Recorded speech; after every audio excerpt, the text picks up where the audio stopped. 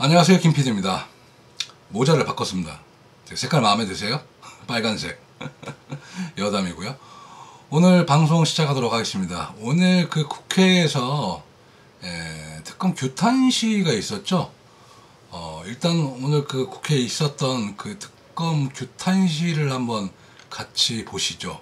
오늘 이 자리에서 장동혁 당대표께서 포효를 하십니다. 한번 같이 보시겠습니다. 당 탄압 정치보복! 중단하라! 중단하라! 네, 감사합니다. 다음 오늘 구호가 많습니다. 근데 이제 제가 여기서 영상을 잠깐 멈췄는데요. 어떤 말씀을 드리고 싶냐면, 여기 보시면 뭐 제 눈에만 보이나? 다른 분들은 이렇게 우비를 입고 계시죠. 근데 이제 본인은 우비를 입지 않았습니다. 저는 이제 이런 어떤 그런 디테일을 볼 때 보면 장동혁 당대표가 참 이 미디어 활용 능력이 상당히 뛰어난 사람이라는 거를 좀 새삼 다시 느껴요. 왜냐하면 이제 이게 그렇잖아요. 시위 현장에서 당대표 같은 굳은 의지라든가 이런 좀 처절한 모습을 보여줘야 되거든요. 그 비가 오니까 양복 기세도 이제 비가 이렇게 많이 묻었겠죠. 물론 보좌관들이 다 처음에 이렇게 그 우비를 줬을 겁니다, 아마. 근데 본인이 아마 안 입으셨을 거예요. 이게 본인의 의지겠죠. 또 나름대로 생각이 있었을 겁니다. 카메라에 비춰지는 자신의 모습, 그리고 또 분명히 연설을 하셔야 되기 때문에 이제 우비 같은 것들을 이렇게 입으면 좀 한마디로 좀 이제 그 카메라에 비치는 모습이 좀 단정하게 안 보일 수도 있고, 아니면 또 이제 시위의 어떤 그런 좀 그 처절한 어떤 이미지가 떨어질 수 있을 거거든요. 이제 그런 것들도 다 이제 계산을 하신 것 같아요. 제가 딱 보니까 다른 분들이 입었는데 안 입으셨어. 그런 부분들이 좀 있습니다. 구호할 때마다 더 뜨거운 함성으로 우리의 분노를 여러분 표출해 주십시오.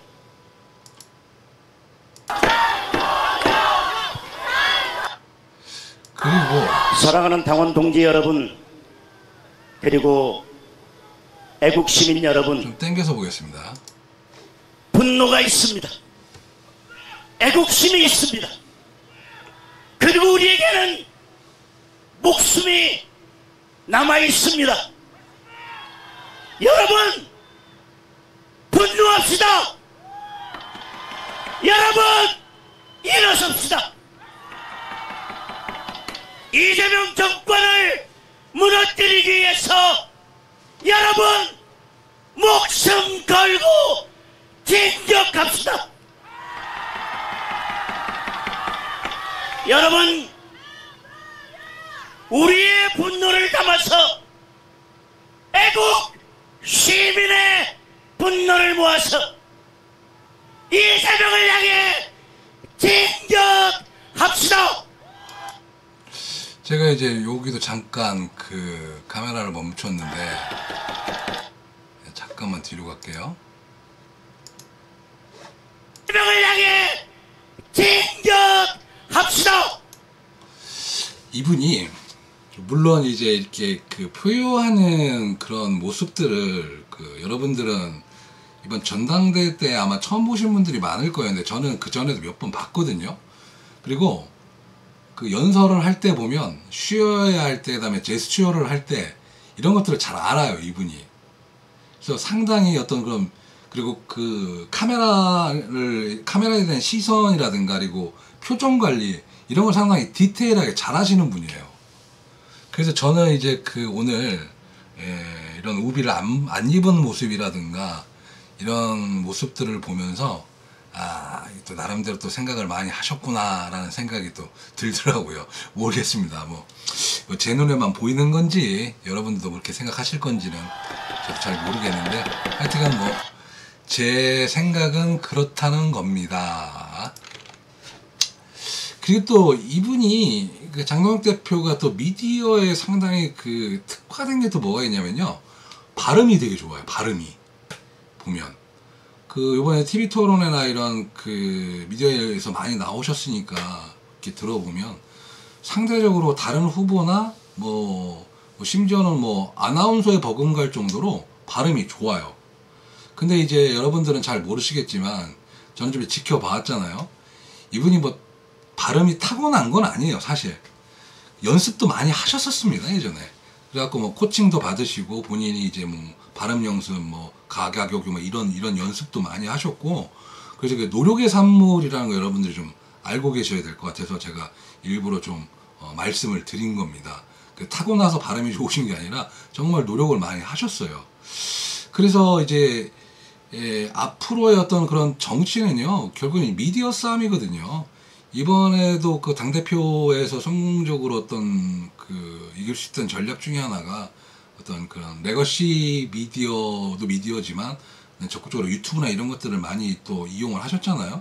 또 그 안에서 또 디테일하게 보면 그 안에서도 참 말씀을 잘하고 또 이렇게 메시지를 선명하게 전달할 수 있는 것도 그 발음이 상당히 중요한 부분이 있습니다. 이제 깔끔하게 들어오죠, 듣는 사람한테는. 그래서 그런 얘기를 좀 제가 드리고 싶네요. 자, 그리고 오늘 또 그 서울에서 당원 게시판 또 이제 시위가 또 있었던 것 같습니다.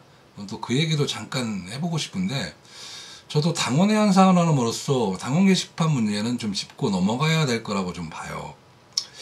근데 뭐 여러 가지 지금 뭐 당원 게시판에 대한 뭐 기사라든가 여러 가지 뭐 다른 유튜버들께서 여러 가지 얘기들을 많이 하셨죠. 근데 저는 참 이제 경계하는 게 뭐냐면, 아직까지 확인되지 않은 사실에 대해서 제가 여러분들한테 무슨 낚시질하는 것처럼 무슨 떠벌리고 막 이런 사람은 절대 아닙니다. 다만 장동혁 당대표를 뽑았던 많은 당원분들이 이 부분에 대한 염원도 분명히 있을 거예요. 그러면 이 부분에 대한 숙제도 장동혁 당대표가 어느 정도 해결은 해야 될 거라고 저는 봅니다. 이제 그 여파가 어떻게 펼쳐질지는 저도 잘은 모르겠지만 이게 그렇게 어려운 문제가 아니거든요, 사실상. 뭐 이제 까서 뭐 IP 주소 정도 이제 확인하면 모든 문제는 저는 그러니까 어떤 그런 의혹은 해결이 될 것 같아요. 과연 이게 정말로 동원을 했던 건지, 아니면 무슨 정말로 뭐 이제 뭐 친척분들이 쓸 수도 있겠죠. 그건 아직까지 뭐 공식적으로 확인이 안 된 부분이니까. 뭐 친척분들이 뭐 이렇게 정말 이렇게 뭐 가족분들이 썼다고 그러면 뭐 도덕적으로 비난은 받을 수 있겠지만 법적인 문제는 없을 테고, 근데 만에 하나 이것이 IP 주소가 뭐 한두 개로 떠서 뭐 일부 몇몇 사람들이 어떤 여론을 조장을 했다 그러면 이건 좀 심각한 문제가 될 수 있을 거라고 저는 봅니다. 그래서 장동혁 당대표께서 이 당원 게시판에 대한 부분은 어느 정도 빨리 마무리를 좀 해주셨으면 좋겠다는 좀 당부의 말씀을 좀 드리는 바입니다.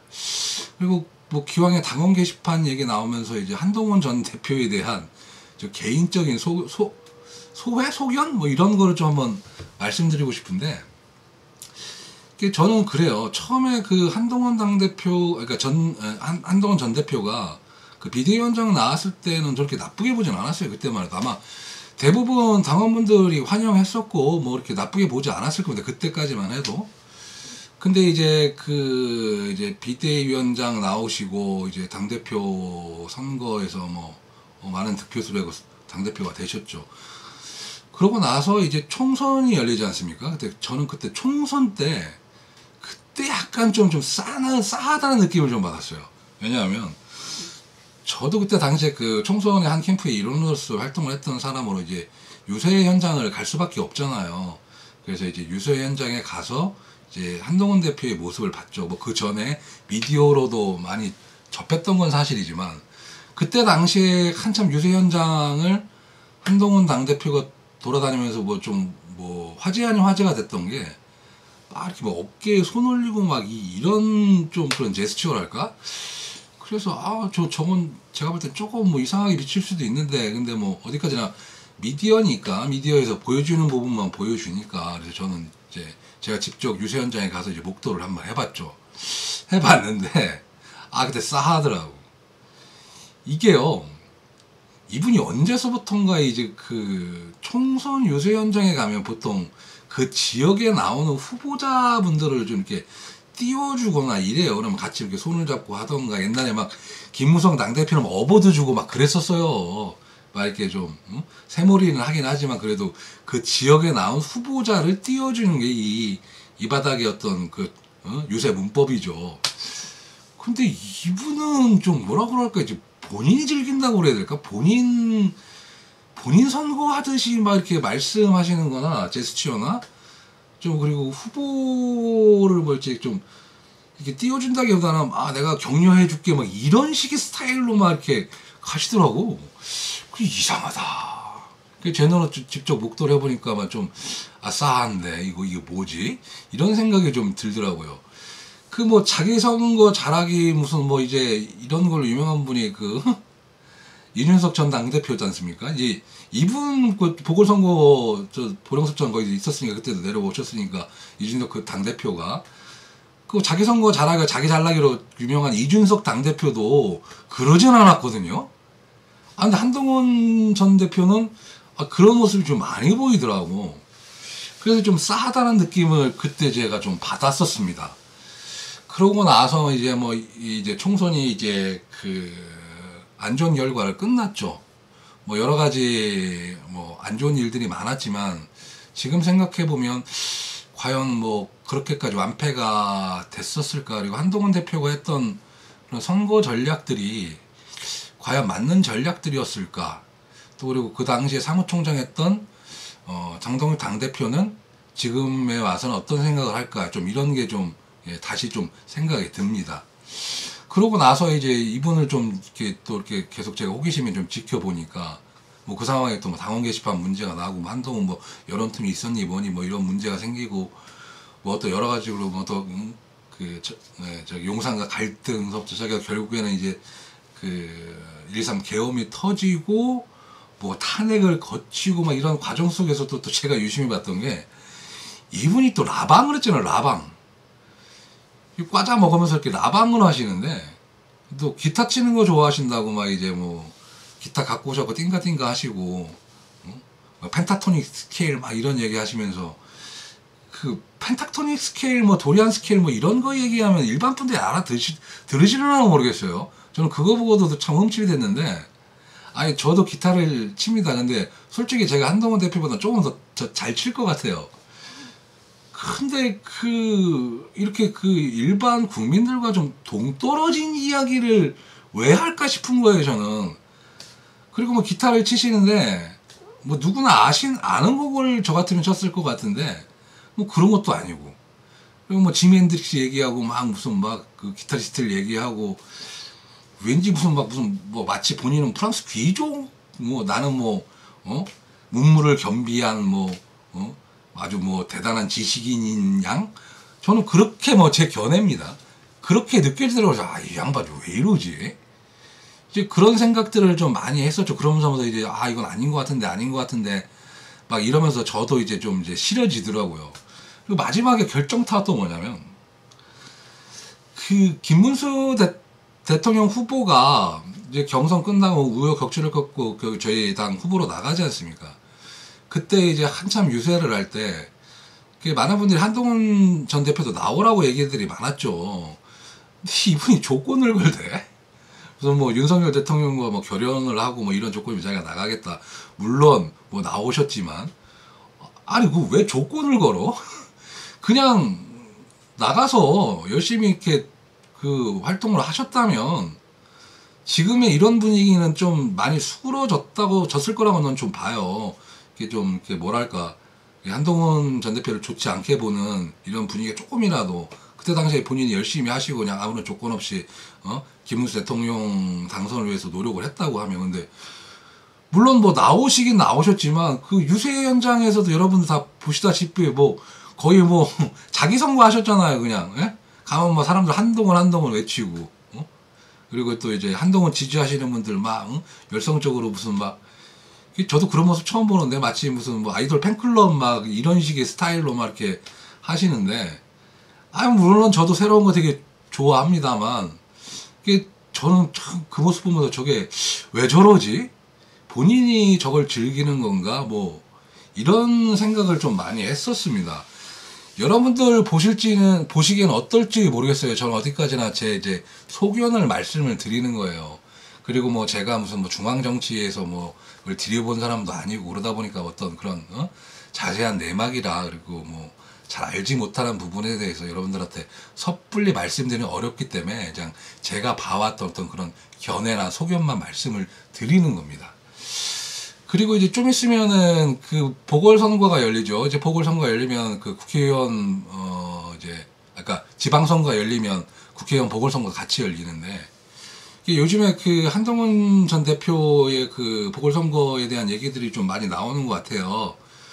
뭐 갈 데가 어디 있겠습니까? 뭐 개항을이나 가셔야지 뭐 이제 저 이재명 대통령 계셨던 거기나 이재명 대통령 있던 그곳이나 뭐 말고 딴 데 뭐 갈 데가 있겠어요? 그랬더니 뭐 한동훈 지지자분들께서는 무슨 뭐 사지로 몬다, 무슨 뭐 죽을 대로 몬다, 뭐 이런 말씀들을 뭐 벌써부터 하시는데 그래서 모르겠어요. 여러분들은 어떻게 생각할지 모르겠지만 뭐 그래요. 공천 만약에 준다고 하면 한동훈 대표한테 거기에 가장 적절하지 않은가 싶습니다. 근데 그런 데 가셔갖고 이제 본인이 이제 사력을 다 하시던가 아니면 어떤 그런 본인께서 어떤 그 적어도 당원들의 마음을 좀 달랠 수 있는 어떤 그런 모습이라도 조금 저는 보여줬으면 좋겠습니다. 제가 또 이런 말씀 드리면 또 저한테 막 뭐라고 하실 분 많으실 것 같은데 뭐 여하튼 간에 저는 좀 그런 생각을 좀 합니다. 그래서 오늘은 뭐 이런저런 얘기를 해봤는데요. 뭐 간단하게 뭐 마무리를 짓자면 오늘 그 규탄대에 있었던 장동혁 대표의 모습은 좀 뭐랄까 여러 가지로 그 전략적인 어떤 그런 탁월한 어떤 모습들이 보였다. 앞전에 말씀드렸던 그 얘기를 하고 싶고 그다음에 당원 게시판 문제 이거 정말 짚고 넘어가야 됩니다. 정말 짚고 넘어가야 되고 장동혁 당대표께서도 이 부분에 대한 건 당원 여러분들의 약속과 마찬가지라고 좀 봐요. 그래서 약속을 한번 지켜주셨으면 좋겠고 조속한 어떤 그런 진상규명 다시 한번 말씀을 드리는 바입니다. 이상으로 오늘 방송 마치도록 하겠습니다. 감사합니다.